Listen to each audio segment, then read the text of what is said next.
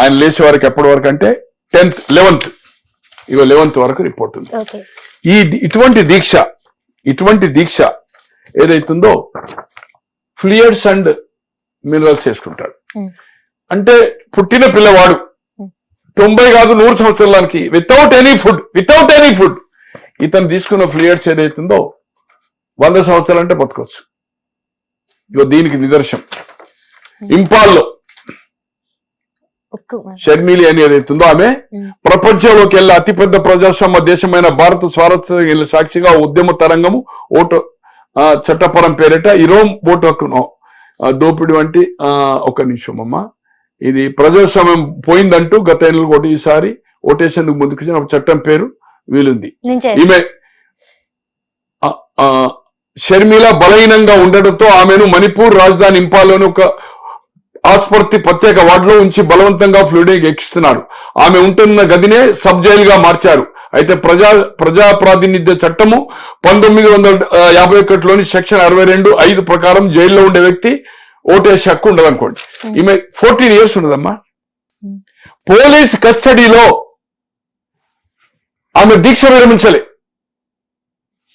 దీక్ష ఏదైతుందో fluids ఇస్తామైంది hospital. 14 సంవత్సరాలు బతికింది. 14 years 14 సంవత్సరాలు బతికింది. కేసీఆర్ దానికంటే పవర్ఫుల్ వాడారు. ఇది రిపోర్ట్ అంటే ఇదంతా ఫేక్ దీక్ష దివాస్. ఫేక్ దీక్ష.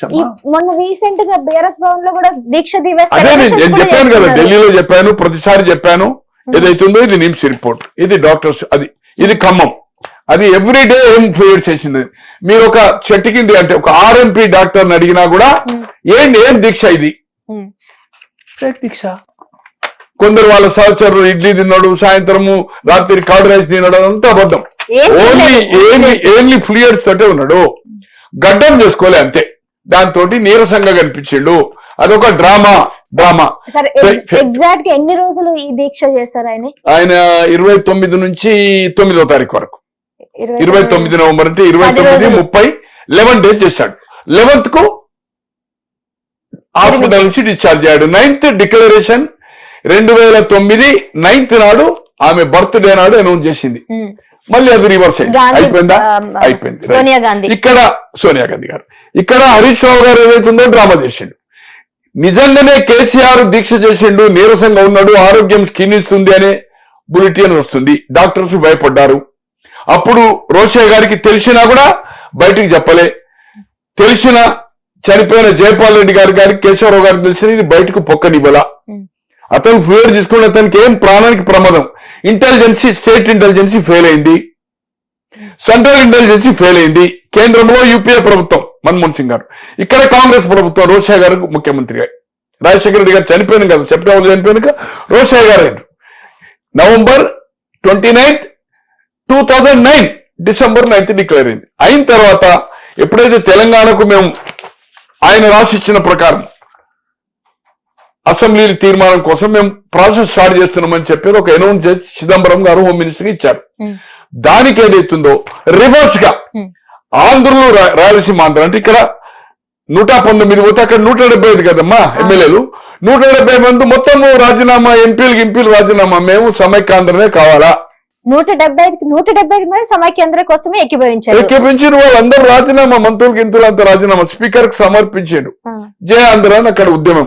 ఆంధ్రప్రదేశ్ కలిసి ఉండాలి, లేకపోతే హైదరాబాద్ ఒక విధంగా కామన్ క్యాపిటల్ ఉండాలి, కలిసి ఉండాలి, కామన్ క్యాపిటల్ ఉండాలి.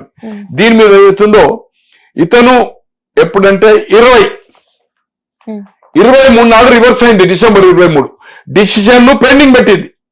ఆంధ్రలో ఒత్తిడికి యూపీఏ ప్రభుత్వం, సోనియా గాంధీ గారు, మన్మోహన్ సింగ్ ప్రధానిగా. అప్పుడు 20 నాడు ఏమిస్తాడు, మూవ్మెంట్ అవుతా ఉంటే 4 లక్షల మంది చచ్చినా తెలంగాణ పోరు ఆగదు. ఆంధ్ర రాష్ట్ర సీఎం కుర్చీ కోసమే సమైక్యాంధ్ర ఉద్యమం అంటే సీఎం కుర్చీ కోసం ఉద్యమం అన్నాడు. మాది బతుకు తెరువు పోరాటము, వారిది బలిసిన పోరాటం ఆయన చెప్పిన ప్రెస్ కాన్ఫరెన్స్. మైకులు విరగొట్టే చంద్రబాబు వారం నుండి ఏమైండు, చంద్రబాబు మాయమైపోయిందని చెప్పిండు. వారం నుంచి చెప్పులు మోయటం ఎందుకు, దమ్ముంటే పార్టీ పెట్టండి.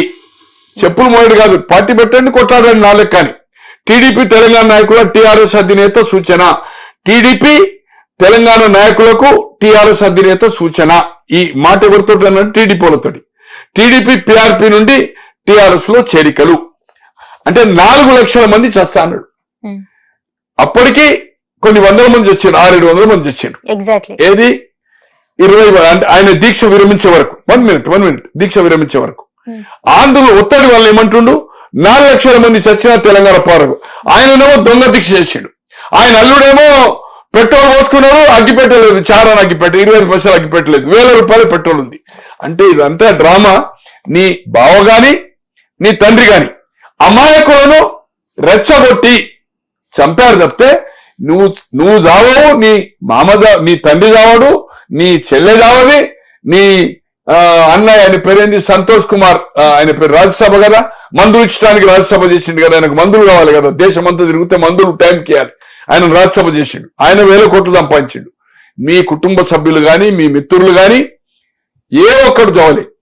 బడుగు బలహీన వర్గాలు ఏదైతుందో దళితులు దాంట్లో బలైపోయినారు. 1200 మంది 1200 మందికి 2014లో తెలంగాణ వచ్చిన తర్వాత మొదటి తీర్మానం చేసి 9.5 సంవత్సరాల అధికారంలో ఉండి 466 మందిని ఐడెంటిఫై చేశారు. సిగ్గు లేదా నీకు కేటీఆర్?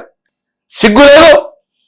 అసెంబ్లీ మొదటి తీర్మానం, నువ్వు అసెంబ్లీలో ఉన్నావు కదా, మీ నాయన ముఖ్యమంత్రి కదా, ప్రతిపక్ష నాయకుడు జానారెడ్డి గారు కదా, తెలంగాణ వచ్చిన తర్వాత ఫస్ట్ హౌస్ లో మొదటి చర్చనే సంతాప తీర్మానం 1200 మందికి. ఎక్కడ పోయిందా మరి 1200 మంది? వాళ్ళని చంపింది కదా 466 మందికి. వాళ్ళకైనా అందరికి ఉద్యోగాలు 25 లక్షలు ఇచ్చిందా? ఇవాళ శ్రీకాంతాచారి ఆకాశం ఎత్తిండ్రు, మీకోసం బలైపోయిండు. ఆమె తల్లిని ఏం చేసిండ్రు? ఓడిపోయి హుజూర్ నగర్ ఇచ్చిన 2014లో. ఆయారాం గయారాంలకు మంత్రులు చేసినావు, ఎమ్మెల్సీ చేసినావు, కార్పొరేషన్ చేసినావు, మరి ఆమెకు ఎమ్మెల్సీ ఎందుకు ఇవ్వలేదా? ఈ రోజు ఏదైతుందో మళ్ళీ ఒక సెంటిమెంట్ ను, అంటే నేను చావడానికి ఆయన సిద్ధము, నువ్వెందుకు చావాలయ్యా? నీ నాయన చావాలే, నీ బావ చావాలే. ఈ బోగస్ అనేది ఏదైతుందో it is in the records. కనుక ఏదైతుందో ఇటువంటి ప్రగల్భాలు, ఇటువంటి అబద్ధాలు చెప్పకు. మోసము మాయా. ఈ రోజు మీరు అమెరికాలో ఉన్నప్పుడు 2006 వరకు నీవు నీ చెల్లె పార్టీ పెట్టినప్పుడు ఏం చెప్పిండు? మొదటి ముఖ్యమంత్రి తెలంగాణ వచ్చిన తర్వాత దళితుడే, నేను మియా బీబీ, నాకు పావు చేరు బియ్యం చాలు, నా కొడుకు బిడ్డ అమెరికాలో బ్రహ్మాండంగా అని చెప్పిండు. అటువంటిది ఏం చేశాడు? బతుకుంటే బల్సాకని తినొచ్చాను అన్నాడు. వాచ్ డాగ్ నేను కాపల కుక్క ఉంటా తెలంగాణ వచ్చిన తర్వాత. ఈ రోజు నక్సలైట్ ఎజెండానే నా ఎజెండా అన్నాడు. సామాజిక న్యాయం తెలంగాణ వస్తే జరుగుతుందని చెప్పిండు.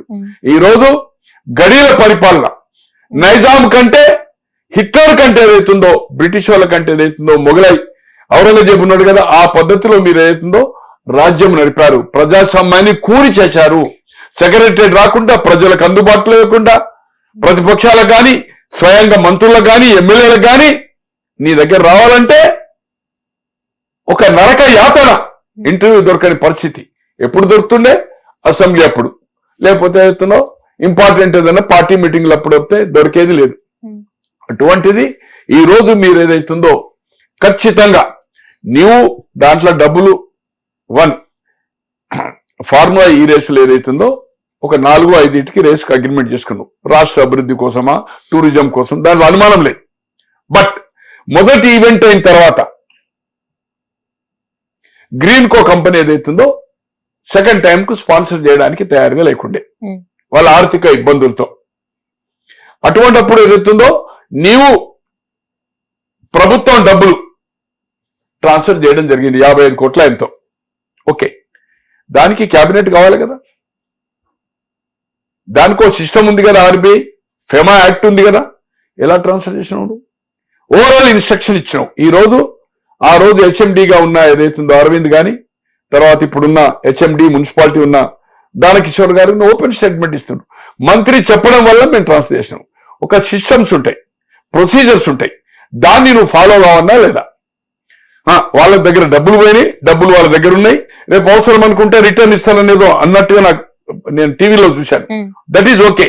అంటే నీకు దాంట్లో ₹1 అకౌంట్ జమ అయినట్లేదు, కానీ ప్రభుత్వం ప్రజాధనాన్ని ఏదైతుందో నీ ఇష్టారీతిగా నువ్వు ఏదైతుందో ఒక ఫారెన్ కంపెనీకి ట్రాన్స్ఫర్ చేశావు. అది ఎలక్షన్ కోడ్ ఉండంగా,